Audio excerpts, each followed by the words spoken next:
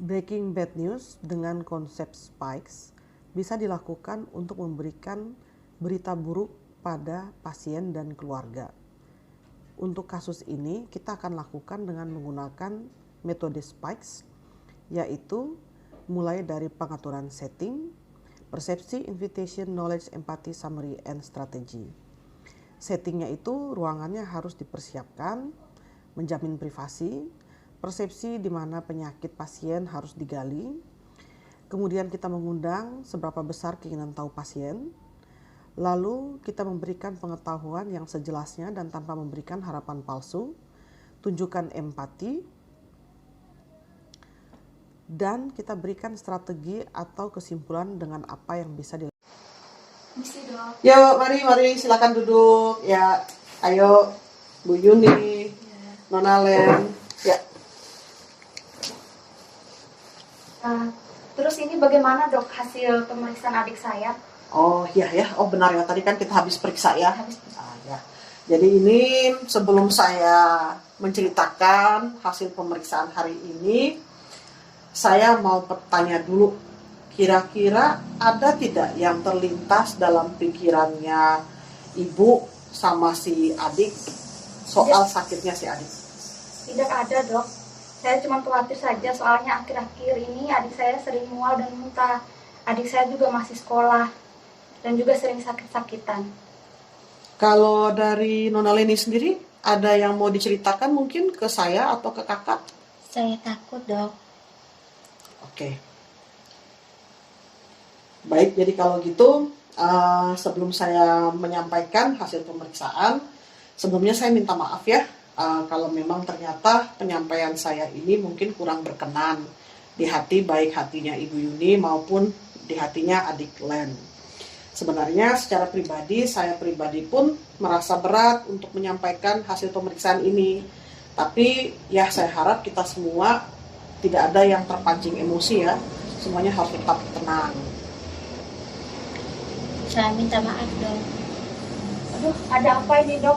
Hasil pemeriksaan adik saya bagaimana dok? Ya, jadi tadi yang kita periksa tuh ada banyak ya. Yang pertama kita pemeriksaan diawali dengan anamnesa.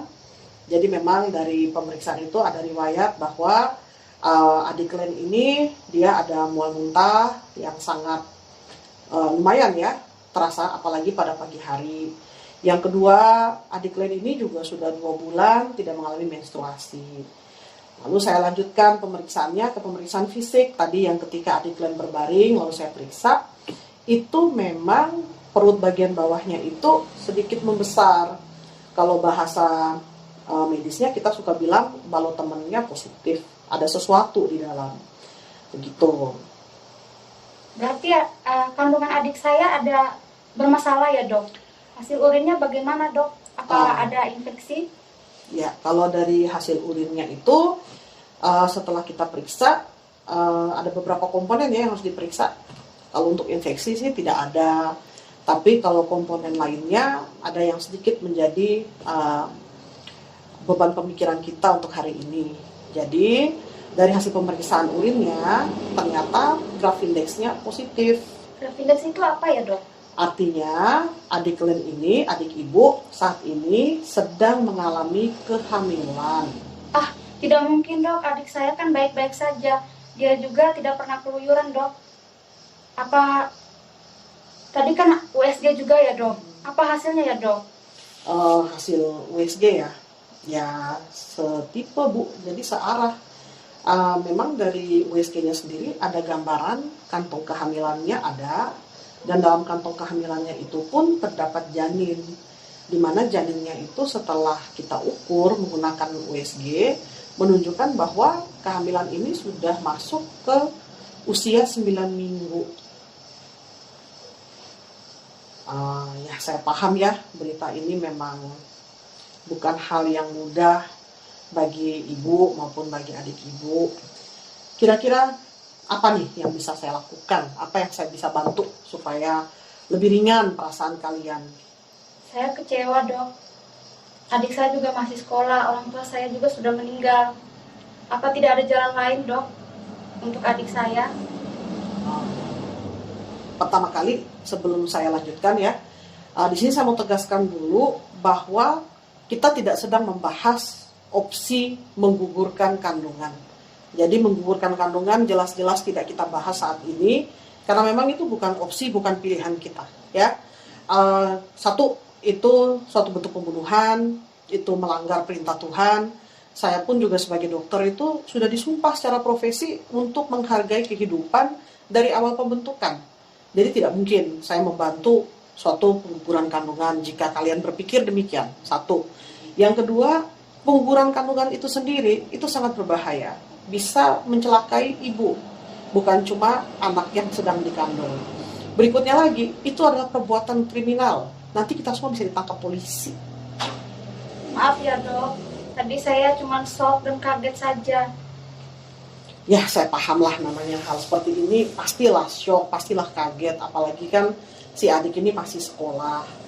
Lah, kalau kira-kira dari adik kalian sendiri bagaimana sekarang ketahuan seperti ini? Saya takut dok, saya merasa salah dan berdosa, dan saya juga tidak mau menggugurkan kandungan ini dok. Saya juga takut dengan keadaan saya seperti ini dok. Mungkin takutnya hamil usia muda begitu? Umur saya 14 tahun dok, apa tidak terjadi dengan kehamilan dok? Ya, kalau untuk kehamilan di usia muda memang resikonya banyak ya. Jadi memang kehamilan pada umumnya tuh memang berisiko. Makin muda, makin tua, resikonya makin besar. Makanya dalam kehamilan itu kita harus selalu melakukan pemeriksaan rutin. Pemeriksaan rutinnya itu kalau kita sebutnya ANC ya, antenatal care. Nah, itu memang dilakukan untuk ibu-ibu yang sedang mengandung untuk diperiksa. Begitu. Lalu bagaimana dengan sekolah saya dok? Ya, kalau begitu memang agak berat ya. Soalnya kan kita pemeriksaan antenatal care itu minimal 4 kali dalam kehamilan. Nah, tapi karena si adik kalian ini masih sangat muda, kita harus setiap bulan. Karena mencegah sekali terjadinya banyak resiko. Dari tahapannya tuh banyak. Tahapan pertama sudah kita lewati hari ini. Bahwa kita sudah memeriksa kandungannya memang ada, artinya sudah dipastikan bahwa adik kalian ini mengandung. Selanjutnya, ada pemeriksaan lanjutan lagi. Kita harus memeriksa apakah positif HIV atau tidak, apakah ada penyakit yang menyertai seperti hepatitis, atau ada sifilis atau penyakit menular seksual lainnya. Lalu kemudian kita harus melihat juga hemoglobinnya, apakah HB-nya bagus atau tidak. Makanya itu yang harus kita pantau setiap bulan begitu. Nah, kaitannya dengan sekolah, ya saya paham bahwa memang ini berat ya. Di satu sisi kita kan tidak boleh menggugurkan kandungan. Di sisi lain, Len sendiri ini usianya masih muda, masih harus sekolah. Dan budaya kita belum bisa menerima bahwa anak siswi hamil terus pergi ke sekolah.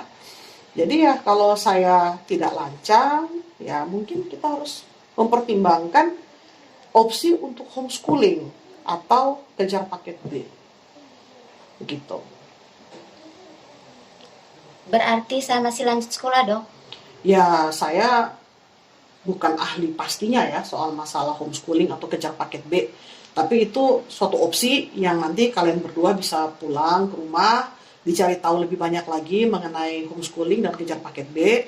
Sehingga sementara kita menjaga kehamilan ini dengan baik, kita juga bisa tetap melanjutkan sekolah dengan cara yang berbeda. Yang penting adik saya sehat-sehat dok dan bisa untuk sekolah lagi. Ya, pertama sekali harus sehat dulu ya. Jadi ibunya harus sehat, anaknya harus sehat. Kita pikirannya juga tidak perlu terlalu banyak kesedihan lagi, terlalu banyak kesusahan lagi. Kalau sudah berbuat salah, sudah paham itu salah, tidak apa-apa. Yang penting kedepannya kita menatap masa depan yang harus lebih baik lagi. Ya, kira-kira seperti itu penjelasan saya. Bagaimana? Baik dok, terima ya kasih. dok. Ya. Kalian mau minta izin? Oh ya, boleh. Nanti untuk resep dan sebagainya saya lanjutkan ke ibu perawat ya. Ya, baik dok. Ya, selamat siang.